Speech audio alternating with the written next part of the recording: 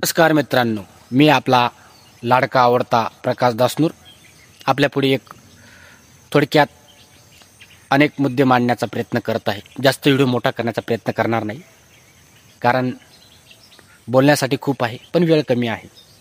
सांगायचं एकच माध्यम आहे. महाराष्ट्रामध्ये असो किंवा बरेचसे 2-4 राज्यामध्ये बऱ्याच प्रकारे मोसमी पाऊस झालेला आहे. बरेचसे शेतकऱ्यांचे नुकसान झालेलं आहे. नुकसान भरपाई मिळालेली आहे काही शेतकऱ्यांना, पण खूप कमी आहे.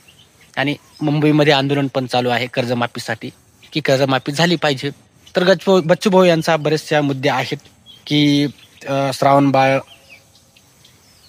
संजय गांधी निराधार, बरेचसे कर्मचारी असतील ग्रामपंचायतील त्यांचा पगारीचा काही विषय आहे. बरेचसे असे मुद्दे आहेत.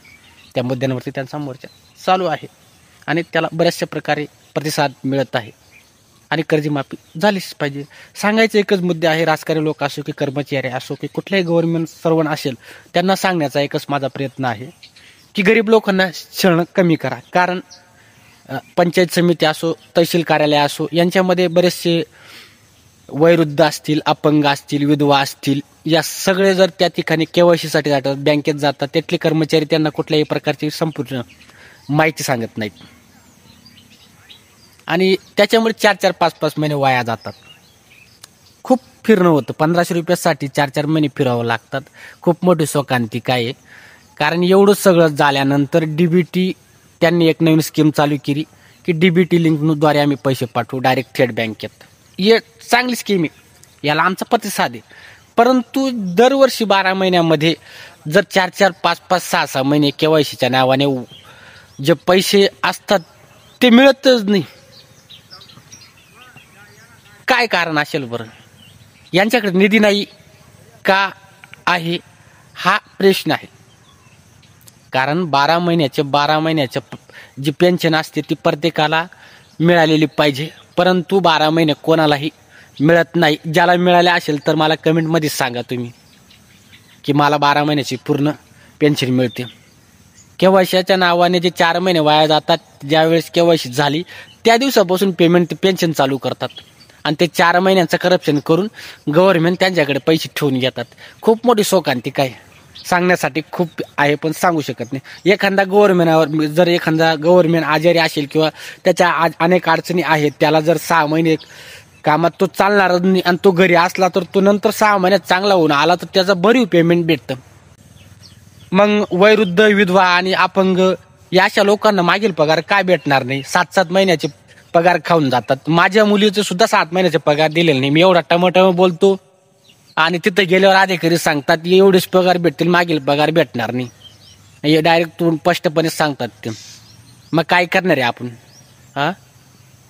याचे काही उत्तर आहे का आपल्याकडे? मग आता ZP येते, ग्रामपंचायत येते, आता प्रत्येक आमदार असो किंवा खासदार असो, प्रत्येक ठिकाणी गावोगावी येतील. पहिले माझं एकच म्हणणं आहे, प्रत्येक वयोवृद्ध आणि विधवा आणि हँडिकॅप हे प्रत्येक घरात एक सदस्य असतात. प्रत्येक तरुण असो किंवा त्यांचे वडील असतील किंवा आई असतील, हे सगळे असतात.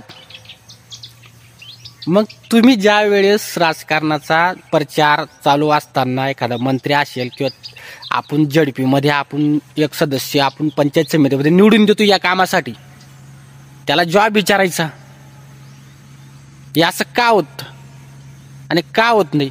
हे त्याचं काम आहे. प्रत्येक गावामध्ये ग्रामसेवक असतो, तलाठी असतो, त्यांचा वर्ग ब आणि क असतो ना.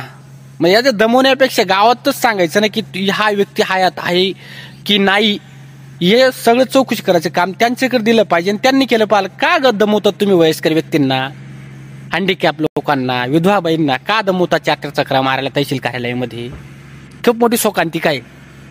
हे बंद झालं पाहिजे. काय वाटतं तुम्हाला?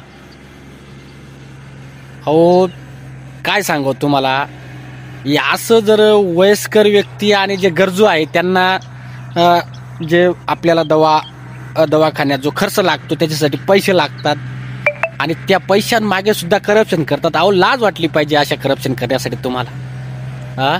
एवढी लाजा सोडली तुम्ही की जो व्यक्ती काम करू शकत नाही, कमवूच शकत नाही, त्याचे पैसे खाण्यासाठी तुम्ही धडपड करतात. लाजा वाटल्या पाहिजे, तुम्ही लाजा सोडली. आणि प्रत्येक नागरिकाला माझं एकच आव्हान आहे की येत्या ग्रामपंचायत आणि झडपी निवडणुकीमध्ये हा मुद्दा प्रत्येक गावामध्ये प्रत्येक व्यक्तीने मांडला पाहिजे, हे माझं स्वप्न आहे. म्हणून विचारा, मागील पगार टाका. तुम्ही तुमचं सरकार असेल त्या सरकारला जॉब विचारा की मागील जो पगार असेल संजय गांधी निराधार आणि श्रावण बाळ ज्या योजना असतील त्यांचा पगार मागील सुद्धा मिळालेला पाहिजे, हे माझं म्हणणं आहे आणि ते मिळायला पाहिजे. धन्यवाद. थँक्यू. आपला भाऊ प्रकाश दासनूर. काही चुकलं असेल तर माफी असावी. आपला लाडका भाऊ दादा. थँक्यू.